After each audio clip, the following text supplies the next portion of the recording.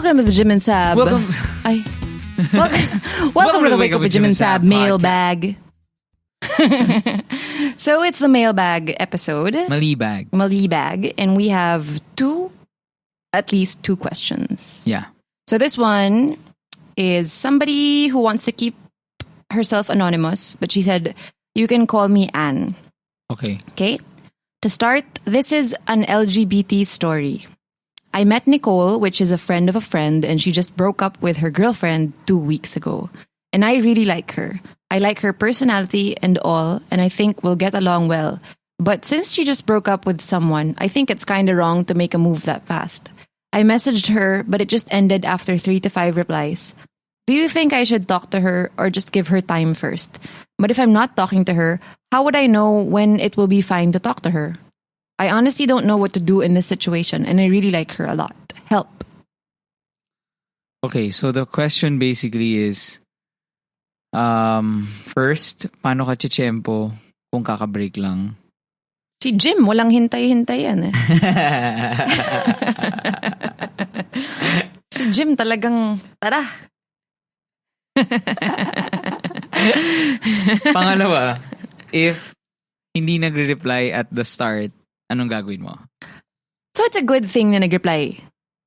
Hindi, first question muna. Okay. Ano? So 2 weeks ng break. Paano ka chichempo? Wait, sorry, gano'n sila katagal ng girlfriend? Walang sinabi, no? Oh, kumari, matagal sila. 1 year, 2 years. I think that's the first step. Gauging, like, ano ba yung previous relationship nila. Mm-hmm. If it was like 7 years, borderline getting engaged, then medyo tiyempo-tiyempo ka. Parang alam mong kahit maging kayo in like a month, you know, that person is still broken. That person may have not found him or herself yet. And ikaw ang malulugi. Because you go into a relationship with someone who is not ready. That's what they say. That's why they say that some people are not ready after a breakup. Because when you break up with someone, you lose. Ito yung my ate gave this advice, and I've always clung to it. She said, when someone breaks up with you or breaks your heart, they take a piece away from you. Okay, and when you find yourself, when you meet someone new, you put a new piece. Not necessarily replacing that lost piece, but you put a new piece that will complete you. So life is basically constantly getting broken, and you know, a piece or a fragment is taken away, and then something in Kintsugi, parang ganon, which is the art of, and then at the end using gold to, parang you become gold. Parang ganon, parang you become, that's where you find your value. So that's why it's the first step is to gauge, like, how broken is this person? Diba? Kasi nung tayo, may ganun ka bang ginage sa akin? Parang wala ka namang tinanong eh.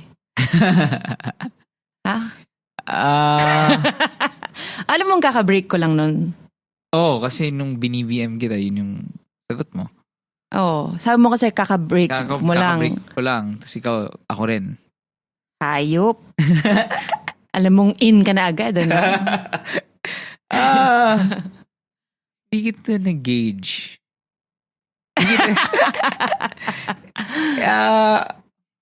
Ako. Kasi we barely talked about our exes. So I think... Yeah. I think, you know, one of the... Okay. Baka better yung akin. Ikaw ang nag-gauge sa akin. Kasi you might have done that. Kasi I was telling you like, hey, like, my ex cheated on me. Hey, usap tayo. Cheat sa akin yung ex ko. Sobrang, when we met up naman, di mo naman pinag-usapan. Chinika mo lang naman ako. Anyway, pero here, we will speak from experience. I think if you really like this girl, one, don't put any pressure on her. I think the best thing to do if you want to be around her and, you know, try to get to know her better, group dates are the way to go. Invite her out because this girl is probably heartbroken and would like some company. And I think you should ask her like, hey, come with us. We're gonna hang out at the mall. We're gonna get some food, get some drinks. True. That's because that's Jim. That's how we started. And it was group. I was hanging out with your friends. And there was little pressure. There was no guilt na parang, oh my gosh, we're dating. I'm dating ka agad. Walang ganon. Broken ba ako? Broken ba siya? Walang ganon. So, it was just fun. Getting to know each other. Tapos tawa-tawa lang kayo. And then eventually, magmumulin kayo. Yeah, I think yung tama. Ganda ng point mo. Now that I realize it, parang maybe if, kunwari, let's say, diba, after our first night, parang what if, kunwari, I was a little heartbroken and, if after that first night, tuloy-tuloy na tayo, date. I think it wouldn't have worked. It wouldn't have worked eh. Ang ginawa namin ni Saab was after that first night, quote-unquote date, we just kept hanging out with Manny. Yeah. Manny and Ernest. So, we just kept hanging out and because we kept hanging out, no pressure, parang that was me being built back. Mm-hmm. It wasn't necessarily dependent on Saab na siya na yung papalit nung broken heart ko. Yeah, na it was may more girlfriend na ako ulit. It was more of good memories, hanging out. Yeah, may nag-aalaga ulit sa akin. It was more of, oh cool, I have a friend and she finds me funny. And syempre may kilig factor. Hindi naman masama yun. Pero it's more of just the memory. And it's not just hindi siya sweet kaagad, alam mo yun? Sobra. As in, nung tayo nun, tawa-tawa lang. Trip natin nun, pumunta tayong Clark, me, Saab, and Manny. And Ernest. And Ern. Went to Clark, did absolutely nothing. Went to a 7-Eleven, bought beers. Out of the parking lot. Just at the parking lot of a 7-Eleven. And we went all the way to Clark just for that. And we ate Mexican food. Yeah. But it was super fun. And, why did we go there? And hindi naman kami parang, it's not like me and Saab were like holding hands. Not at all. No. Hindi nga kami naglalandian. No, not at all. We're just hanging out in a parking lot. And I just remember the feeling of so cool to have a fun time again. And you know what? You know what the best thing is? Oh nga, nyari. It's about us. But you know what the best thing is, Ren? If it's a group thing, impress her friend. Impress the girl's friend. That's what Saab did. And that's not what I did, like, intentionally. But the fact na you're making... the fact that I was making Jim's friends laugh and they were, like wanted to hang out with me. Ako sama mo si Saab. Oh. That was the first time in my life. I never had a girlfriend. Buong life ko. Laging all boys. First time ever na si Manny laging sama mo si Saab. Sama mo si Saab. Oh. Ernest was sama mo si Saab. And I was like, fuck, astig. Sobrang astig ng babaeng to. Oh. Slowly, biglang, fuck. Talagang na-inlab ka na sa akin. Na-inlaban na ako. So yun, tama yun. Gauge, course it through friends. Pero not fake, ha? Wag lang parang, uy, labas naman tayo ng friends mo sa condo ko. Parang Yeah. Yeah. I guess that's And then there's no strict timeline. I don't believe in the 3-month rule. You'll just know. You guys will know when you know. And it will depend on each love story. So, and you'll know naman by interacting with that person eh. By interacting with her, like, parang mukhang malungkot talaga to. Mukhang wala talaga. Hindi pa rin to ready. I mean, feel mo naman yun eh. And if you're not having fun rin naman with her when you're hanging out, why would you want to be? Yeah, maybe give it. Maybe it's really bad timing. Maybe in the next 2 weeks you try again, or in the next month. Pero yeah, again, don't force it. You'll know. So now, the second question. Just for me, no pressure, and don't be afraid na parang baka maunahan ka. No, everything that's meant to be will fall into place, and it's good, I think, if you text her, not too much na you're bugging her, pero it's good that you text her and you make her feel your presence para, yeah. Second part of the question is, hindi ako rin replyan. honestly, like, pero nire-replyan naman siya. Hindi, kunwari, I just want to go there. Like, what if you like someone, di ba? Right now, and then you message that person, and that person isn't replying. Pero kunwari, feel mo na, magko-connect kami nito, kailangan lang namin magkita. Like, kunwari, if ikaw, I was so sure, sabi, na magkita lang kami nito ni Saab. Kakagat to, joke. Yuck! Lumingon ka, akin ka. Ano yung tawag doon? What is that thing? Never mind. It's a thing. I was pag lumingon ka, akin ka, or something like that. That's a joke now. So, my thing was, what if you weren't replying? Diba? Parang, kasi I was so sure, basta mag-usap kami, basta magkita kami, magko-connect kami nito. Pero what if what if you can't get the first foot in the door? What do you do? Honestly, if I didn't know you from college, I wouldn't have replied to you. Yun nga, what would I do? You have to find a way to... Stalker vibes. Hindi naman siya stalker vibes. It's, madiskarte vibes. I mean, it's not, please don't be stalker vibes. But, Facebook is there for a reason. And if there's information on Facebook that's not naman hidden to you, and you find out you have mutual friends, and then if you really like this girl, well, that is stalker vibes, no? Is it? Yeah. Ito yung advice ko. Oh. Same way as yung atin. Look for a non-pressure offer. Come up with a non-pressure offer. When I say non-pressure, kasi if you say agad, hey, you wanna have dinner? Biglang yung girl, huh? Mag-date? Diba? Pero if you say, hey, I have meron akong free entrance dun sa gig ng Cheats mamaya. Doon tayo. Ay, hindi. Hindi. Fresher yun. Doon tayo ng Cheats. Fan ka ba ng Cheats? Hindi. Hindi. O, tangin na mo, hindi na kita gusto. Hindi. It could be, yun nga, with Facebook events, diba? You'll find out where she's going. And if she's going... Stalker vibes. Stalker vibes ba yun? Well, the fact that she put naman na she's going. I'm going. Tama. Okay, yeah. I think that's fair. Okay. Pero one, isipin mo palagi is, bakit mo ba gusto tong person na to? Bakit ba? Kasi nagagandaan ka lang. Nagagandaan ka lang. Kunwari lang. Then, sobrang crush ko to. Gusto ko siya makausap. Okay. O di, kausap mo. Labo. Paano nga? Kung ayaw nga mag-reply. Eh di... I don't know. What is the person active on Twitter? You can reply to Kaya nga Twitter. Feeling ko akin yung Stormbreaker eh. The Stormbreaker for today's lesson is no pressure offer. Okay. Uy, ano? Ako hindi. Don't even talk to her na nga eh. Just show up. Ako hindi. Mas gusto ko pa nga sabihin na, hey, my friends and I are going to this. I have an extra ticket. Do you wanna go? Okay. Di ba? Hindi, kasi kung hindi nga nagre-reply sa'yo eh. Magre-reply pa kaya dun. Mas Hindi, ang sinasabi ko nga... Ang sa akin, hindi. Ako, what is a no-fail for me is if you send a link to a funny video. Or a meme. Hindi ba may pressure yun na parang... Hindi ba may pressure yun? No. Ako in my... Or, yun nga, or sendan mo ng yung, uy, may Japanese fries sa McDo ngayon. Sabi niya, ano na ngayon? Na-taste mo na? Sabi niya, vegan ako, gago. Para patatas?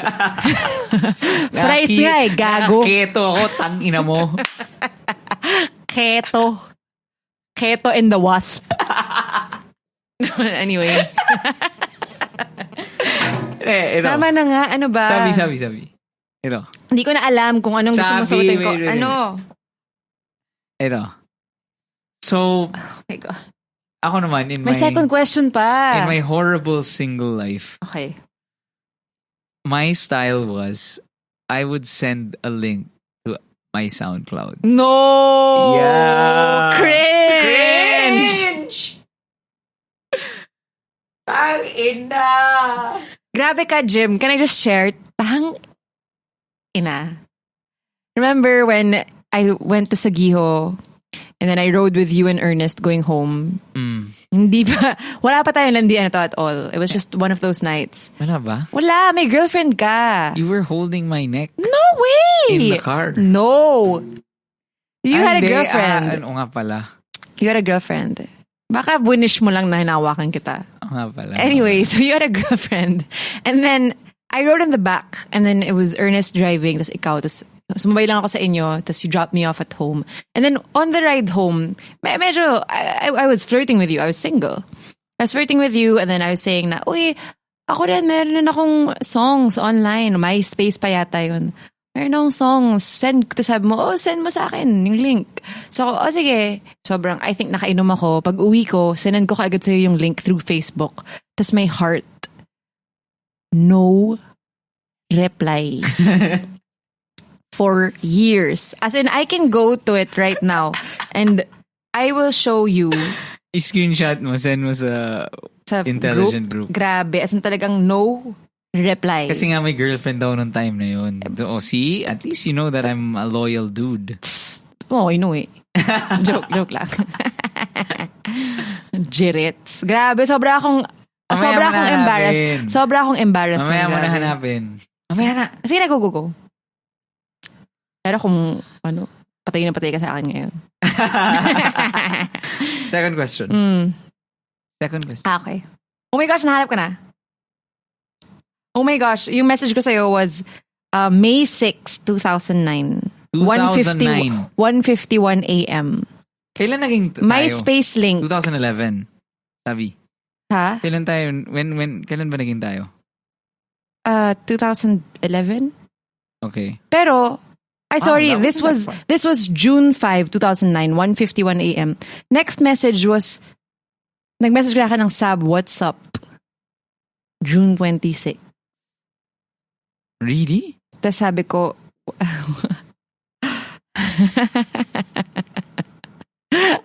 laugh trip. Okay, never mind. Wow. Anyway, ang next ng message is 2012. Message from me, hi cutie.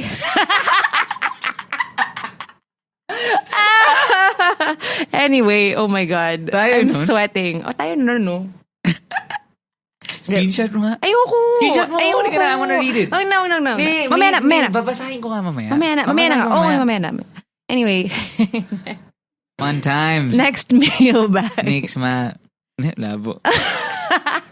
Next malibag. Okay. I need some love advice. I have a suitor and he's very sweet and gentlemanly. Very innate na ata sa kanya ang maging sweet and gentlemanly that he also does that to many girls. Before he courted me, he was a good friend. We had the same taste in music and mahilig din siya mag-travel like me. So mabilis talaga nag-click personalities namin. It started from casual drinking on a Friday night in Poblacion to watching gigs to traveling together. Friends? I guess. May iba naman kami kasama, pero there are times na it's just the two of us. I didn't consider it as a date before because I see him as a friend. Then one thing led to another. Mas naging close kami. He's my workmate as well. Kasi lagi kami magkasama until he confessed that he has feelings for me. He's very showy of it outside of work, especially pag kaming dalawa lang. We do not want to be PDA at work to avoid issues. Nung una, hindi ko siya sinaseryoso kasi alam kong malandi siya. I know na may Tinder account siya because he showed it to me and he's chatting with so many girls na I don't know kung saan niya nakilala or nakita yung mga yon. Well, he's single. And then I started to catch feelings for him. Masaya kami pag magkasama kami. Constant kami magkausap. Sabay umuwi, sabay mag-lunch and or dinner. He even introduced me to his family and I remember what his ate told me. Ngayon na lang ulit siya nagpakilala ng babae sa amin. 3 years ago pa yung last. And he even gave me the password of his phone without me asking for it. And so I thought na what we have is serious. Recently, I opened his laptop because I'm going to copy some movies. He gave me permission to do so. While I was copying the movies, I tried to check if his Facebook is open, which it was. I know it's wrong, I'm invading his privacy, but my gut feeling told me to do so. And voila, he's still chatting the girls from Tinder and mas dumami pa ata sila. Nanlambot ako, nagalit, naiyak. Damn. Super mixed emotions ang na-feel ko because I assumed that he stopped chatting with those girls from the time that he was courting me. I was so sure that he's serious with all the gestures he's showing me, and he even involved his family. What should I do? Should I confront him and stop what we have?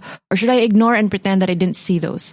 I know he'll be pissed when he finds out that I checked his Facebook without his consent.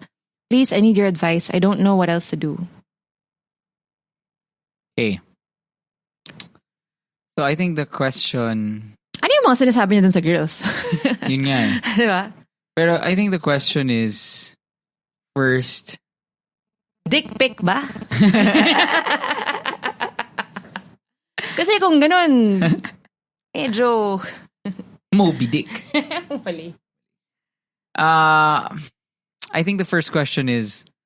I'm so sorry that this is happening to you, by the way. I didn't mean to make a joke out of it. Do you need a label to act appropriately? Yeah, he doesn't have to be a suitor. Yeah. Diba?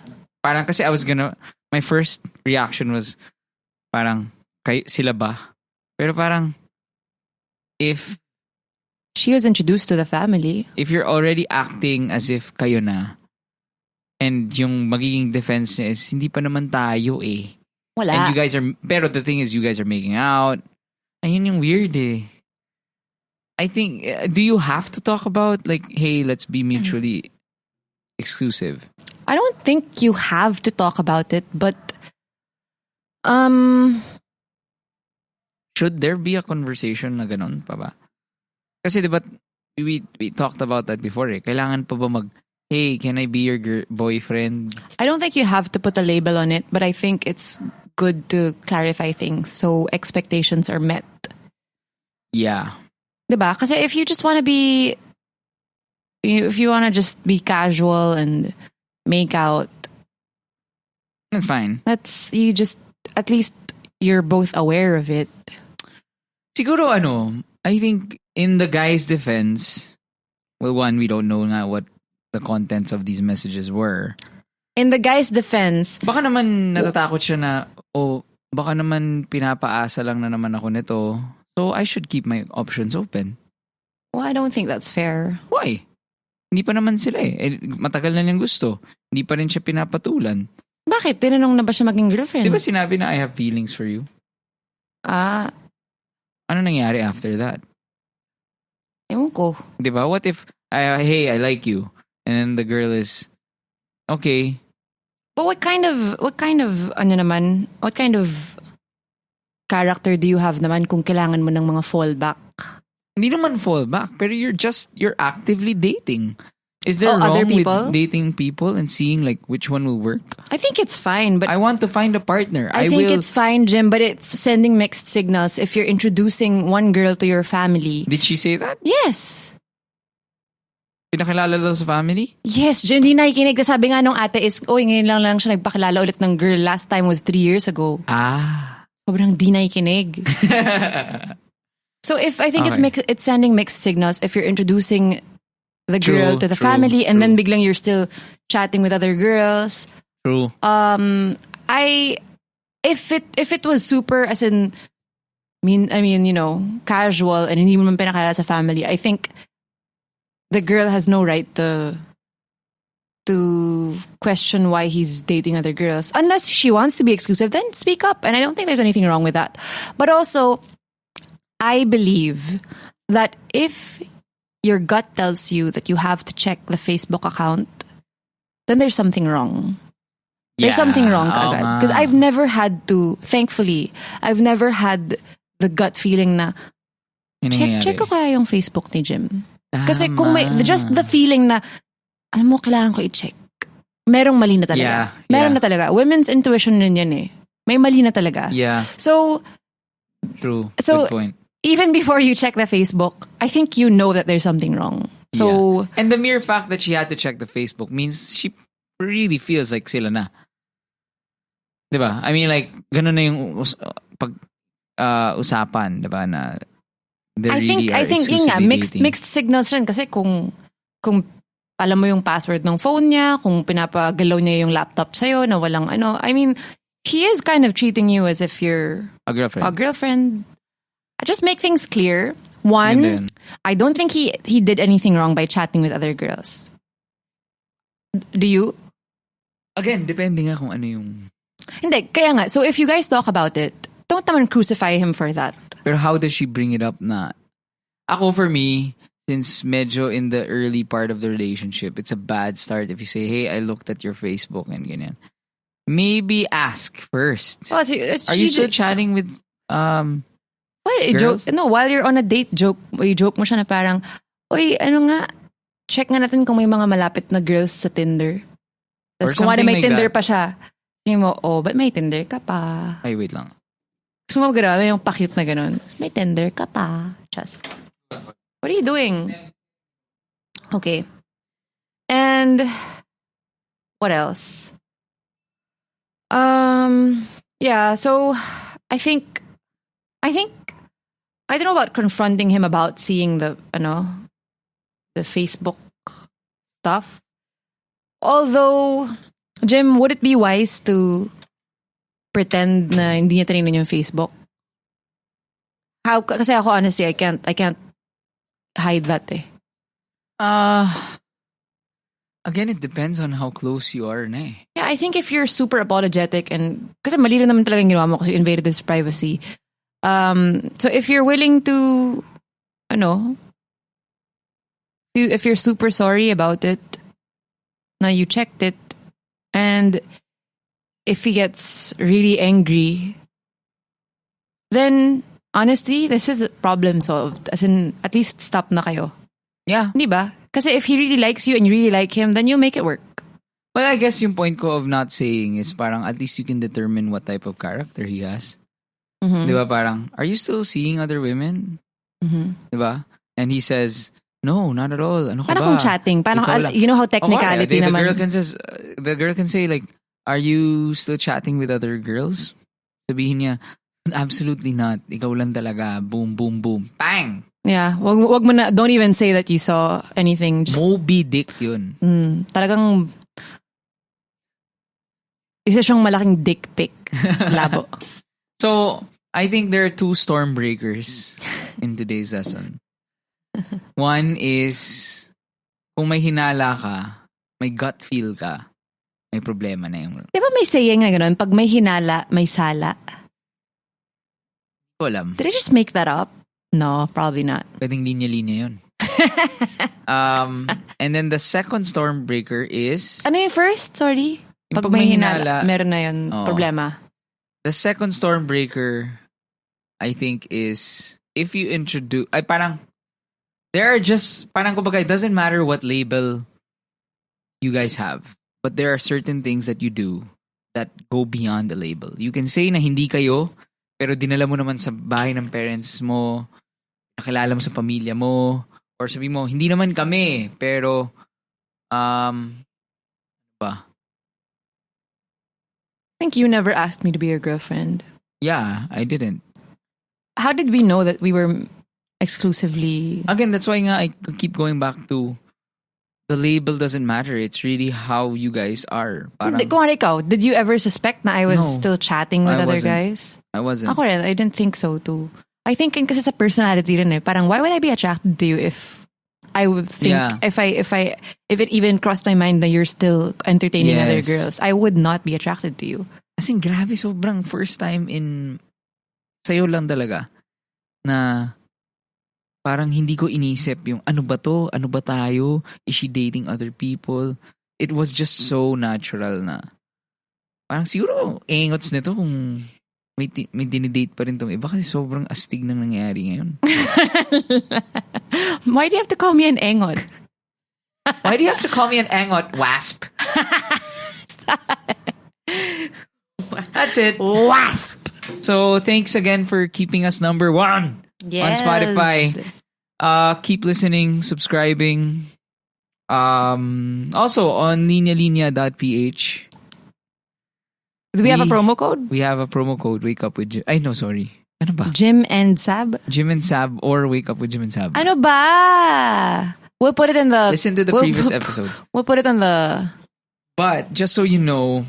On the description box. Linya Linya, we have like so many new designs coming out. Mm-hmm.